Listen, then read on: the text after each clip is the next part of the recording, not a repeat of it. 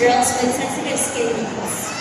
And for those with sensitive skin, Kyle mentioned earlier that her skin reacts to products. So how could we avoid this? Yeah, if you have sensitive skin, you really have to be picky or choosy with the products that you use. So I normally advise my patients with sensitive skin that they should really look for ingredients that can support the skin barrier, and generally try to avoid products with harsh alcohol, strong dyes, or unnecessary ingredients like fragrances and perfumes that can dry out or irritate the skin even more.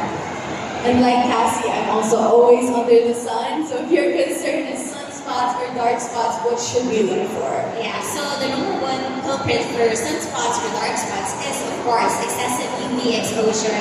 So sun protection is really important.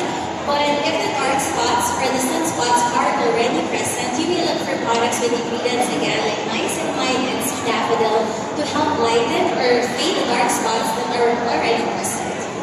I hope you're all taking down notes. This is such useful information. But let's learn more about the entire line. Let's take a tour.